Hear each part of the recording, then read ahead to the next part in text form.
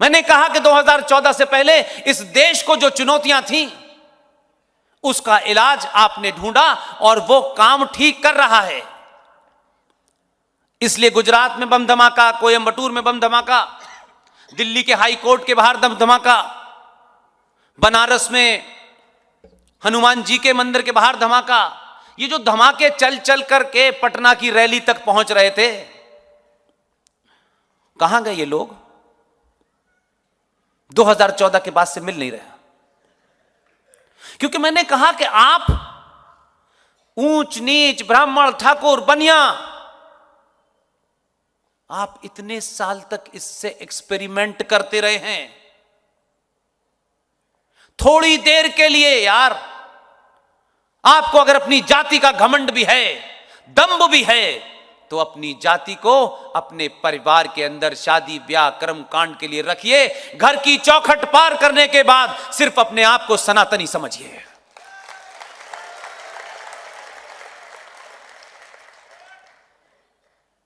आपको रफीक भाई से दोस्ती रखनी है, कोई बुरी बात नहीं है। सिवैयां खाइए, दिल भर के खाइए, 3 बार गले मिलिए, कोई दिक्कत नहीं है। जरा उस आदमी से पूछिए, उस कमजोर आदमी से जो समाज में खड़ा हुआ है, वो आपके आचरण को देखता है। वो कहता है हजारों साल हो गए, आजाद भारत में भी मुझसे गले मिलने से ये कतराते हैं। जिन्होंने इनकी बहन बेटियों को लूटा, जिन्होंने जनेऊ मिलाकर के शाम को तुलवाया कि आज कितने जनेऊ लोगों को मारा गया, कितने ब्राह्मण मारे गए, ये उनसे गले मिलते हैं। मुझ पे हजारों अत्याचार किए, तब भी मैं हिंदू ही रहा। उस दलित के घर का 1 हफ्ते में 1 बार पानी जरूर पी के आइएगा, ये राष्ट्र बचेगा। मैं कोई राजनीतिक दल का आदमी नहीं हूं, कोई काट पाट आदमी नहीं हूं। जिन्होंने आपकी रक्षा की, जो आपकी फ्रंट लाइन थे, आपने अपने गैर जरूरी दंभ भरने के कारण, इस तथाकथित झूठी शान के कारण इस जाति को समझ लिया कि ये जाति सब कुछ है। हिंदू सनातनी समाज जातियों में बटा है, जातियों में बटा है। ये कहने वाले लोग भी उनको समझाते नहीं हैं, वो भी चाहते हैं कि आप बटे रहें। मैं मानता हूं कि हिंदू सनातनी समाज के अंदर कुछ कमजोरियां आ गई हैं।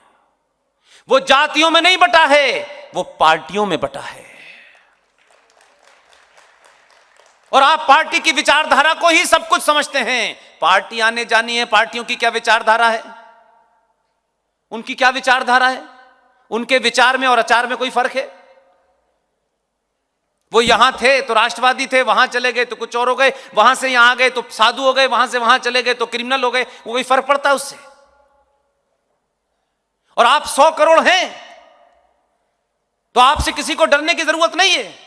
लेकिन 100 करोड़ लोगों को हर चलता फिरता, उठाई गिरा, चोर उचक्का, डकैत, बदमाश आपको चलते फिरते गाली देगा, आपकी बेटी को सड़क से उठा के ले जाएगा, आपकी जमीन पे कब्जा कर लेगा,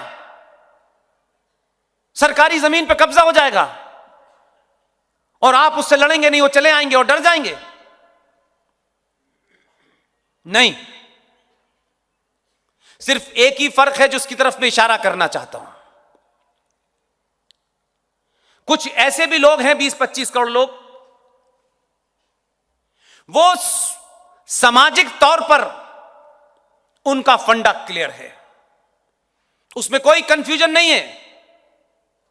वो जानते हैं कि हम 25 से 30 करोड़ लोग हैं, हम भारत की पार्लियामेंट में 283 MP मुसलमान नहीं भेज सकते।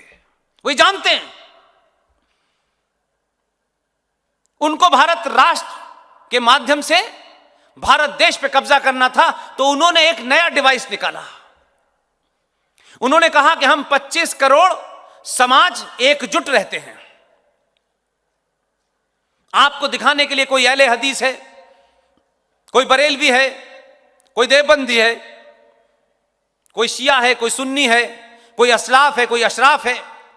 ये तो करा उन्होंने, लेकिन पॉलिटिकल पावर को बारगेन करने के लिए सिर्फ अगर समाज एकजुट हो जाए, राष्ट्र के प्रति हो जाए, अपने स्वार्थों से ऊपर उठ